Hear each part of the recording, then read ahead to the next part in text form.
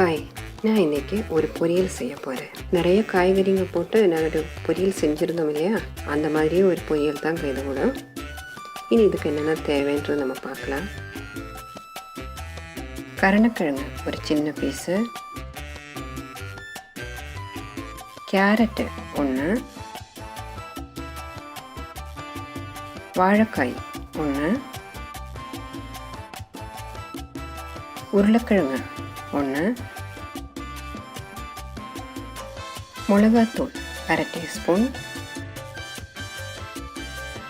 மஞ்சள் தூள் 1/4 டீஸ்பூன், தண்ணி தேவையான அளவுக்கு, தேங்காய் ஒரு தேங்காய் அது பாதி, பூண்டு 2 பல்லு, சீரகம் 1/4 டீஸ்பூன், உப்பு தேவையான அளவுக்கு, ஆயில் 2 டீஸ்பூன், கடுகு அரை டீஸ்பூன், காஞ்ச மிளகாய் தேவையான அளவுக்கு, கறிவேப்பிலை தேவையான அளவுக்கு. நான் இந்த சட்டியில் முதல்ல கருணக்கிழங்கும் கேரட்டும் போடுறேன். காய்ங்கெல்லாம் சின்ன சின்னதாக வெட்டி வச்சுக்கோங்க. இது ரெண்டும் கொஞ்சம் வேகிறதுக்கு டைம் எடுக்கும், அதனால தான் நான் இது முதல்ல போடுறேன். இனி நம்ம 1/4 டீஸ்பூன் மஞ்சள் தூளும் அரை டீஸ்பூன் மிளகாத்தூளும் சேர்த்து கொடுத்துடலாம். இப்போ தேவையான அளவுக்கு தண்ணி ஊற்றிடுங்க. இவ்வளோ தண்ணி போதுமாக இருக்குங்க. இனி நம்ம கொஞ்சம் நேரம் மூடி வச்சு வேக வச்சிடலாம். அனல் ரொம்ப கம்மியாக வச்சுடுங்க. இப்போ நம்ம திறந்து பார்க்கலாம். பாருங்கள், நல்லா கொதிச்சிட்டு இருக்குது. காயெல்லாம் ஓரளவுக்கு வெந்துட்டு இருக்குது. இப்போ நான் இதில் வாழைக்காவும் உருளைக்கிழங்கும் சேர்த்து கொடுக்குறேங்க. இப்போ நான் இதில் உப்பு சேர்க்கறது இல்லை. இது கொஞ்சம் வெந்து வரட்டும், அதுக்கப்புறமா நம்ம உப்பு சேர்த்துக்கலாம். இப்போ நம்ம கொஞ்சம் கறிவேப்பிலை சேர்த்து கொடுத்துடலாம்.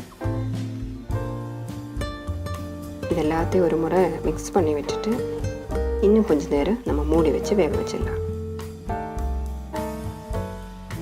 இப்போ நம்ம திறந்து பார்க்கலாம். பாருங்கள், காயெல்லாம் நல்லா வெந்துட்டு இருக்குது. இப்போ நான் இதில் தேங்காய் அரைச்சது ஊற்றுறேன். நான் இந்த தேங்காயில் 1/4 டீஸ்பூன் சீரகம், 2 பல் பூண்டும் கொஞ்சம் தண்ணியும் ஊற்றி அரைச்சிருக்குறேங்க. ரொம்ப மையெல்லாம் அரைச்செடுக்கலை, ஓரளவுக்கு தான் அரைச்செடுத்துருக்குறேன். பொரியலுக்கு இந்த மாதிரி அரைச்செடுத்தாலே போதுங்க. உங்களுக்கு பிடிச்ச காயெல்லாம் நீங்கள் யூஸ் பண்ணிக்கலாங்க. இனி நம்ம கொஞ்சமாக தண்ணி ஊற்றிக்கலாம். தண்ணி இல்லாமல் தேங்காய் அரைச்சி எடுத்து போட்டோன்னா பொரியல் ரொம்ப ட்ரையாக தெரியுங்க. இப்போ நம்ம தேவையான அளவுக்கு உப்பு சேர்த்து கொடுத்துடலாம். தேங்காய் அரைச்சி ஊற்றுனதெல்லாம் கொஞ்சம் நல்லா வேகணும்.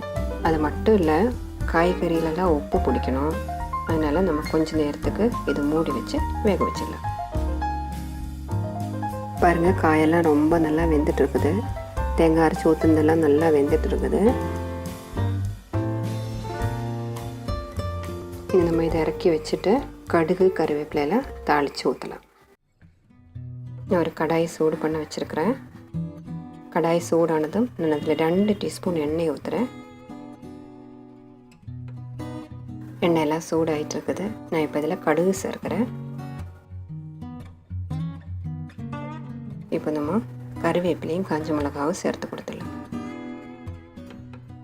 பாருங்கள், இது ரெடி ஆயிடுச்சு. நம்ம இது பொரியலில் சேர்த்து கொடுத்துலாமா? நீங்கள் எல்லோரும் இதை செஞ்சு பாருங்கள். ரொம்ப டேஸ்டியான ஒரு பொரியல் தான் இது. உங்களுக்கு இந்த வீடியோ பிடிச்சிருந்தா லைக் பண்ணுங்கள், ஷேர் பண்ணுங்கள், சப்ஸ்கிரைப் பண்ணுங்கள். சப்ஸ்கிரைப் பண்ணும்போது பக்கத்தில் இருக்கிற பெல் ஐக்கானும் ஒரு முறை ப்ரெஸ் பண்ணிவிடுங்க. அப்போ தான் நான் புதுசாக போடுற வீடியோ உங்களுக்கு அப்போவே பார்க்க முடியும்.